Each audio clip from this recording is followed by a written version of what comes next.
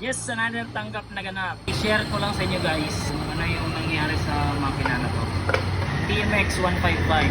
Last 2 weeks, may nag-inquire sa amin dito. Wire niya, sira. Main shock mismo, yung sa drive shock. Yung area ng sa kabilang side sa loob, yung stick bearing, nasira, nawalwal yung crankcase. Ngayon, napresyohan namin si kuya, siguro namahalan. So, umalis. After mga ilang days na yun, so 2 weeks, kahapon, bumalik si kuya. Napagawa niya pala sa iba. Dala na yung crankcase niya. Ayan. So, napagawa niya pala sa iba. Ibang machine shop. So, hindi na namin i-mention kung saan. Pero, alam namin na dun. At alam namin na si kuya mismo yung nag-inquire nung nakaraan. Papakita ko guys ha. So, ito yung nangyari. Hinahinang niya sa iba etong area na to kasi nabutas. Ngayon, ito yung kabitan ng crankcase sa loob niyan. So, tanggalin natin. So, yan. Ito ngayon yung kinabit na stick bearing. Ang ginawa pala nila sa iba, hindi ko sinisiraan ha. Bali, in-explain ko lang kung paano nangyari, bakit binalik ni kuya dito sa amin. So, ito yung nangyari. Dapat dito yan eh. Pagka sleeve, ang ginawa nila sleeve pala.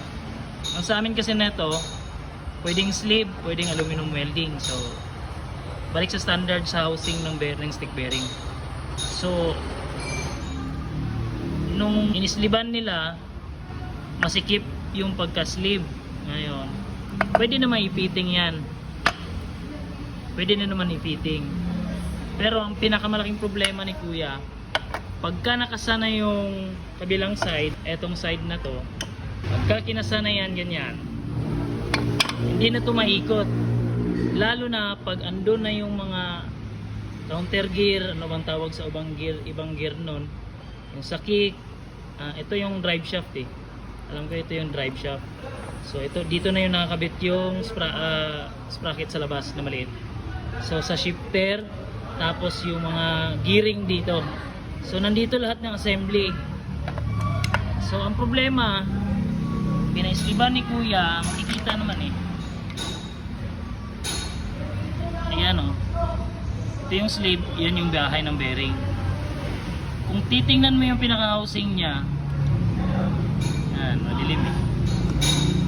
Dito makapal, di ba? Dito manipis. So malamang hindi na sentro yung pagka-sleeve dito. Ewan ko kung saan sila kumuha ng reference. Kasi malaking factor na to eh. Nandito lahat ng gear eh. Once na sumala yan dito, dikit. Halimbawa, i-logic na lumapit dito. So, ipit lahat yung gear dito na clearance. Wala na siyang clearance. Hindi talaga iikot to. Ngayon, namumblema si kuya kasi 3 beses o 4 na beses na daw siya bumalik doon. Hindi na siya pinapansin. So, yun ang problema niya ngayon. Hindi ko na lang sinabihan si kuya na galing ka na dito tapos umalis. Hindi na. Wala na sa usapan namin yun kasi siya din naman yung umalis. So, ang gagawin na lang namin dito is tatanggalin yung bearing. Kung kaya pang i-repair yung sleeve, i-sleevean ng panibago. Pero may reference naman kami dito kung paano gagawin. So madali lang yan. Matagal ang setup pero mabilis lang yan. Kaya naman yan. So yun lang. Nasa inyo na kung saan nyo ipagawa. Walang problema sa amin yan.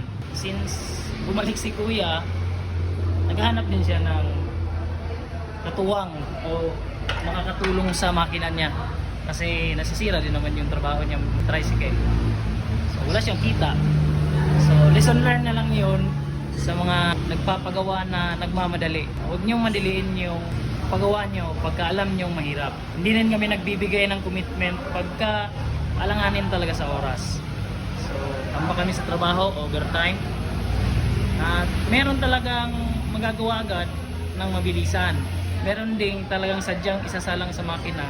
Sa walk-in, hindi naman priority namin yun. So yun lang. Sana maintindihan din sa iba. kung bakit namin tinatanggihan o binibigyan namin ng oras o araw bago namin magawa. Hindi naman kami si Harry Potter na talagang ura mismo titirahin namin yan. Yun lang, bye bye.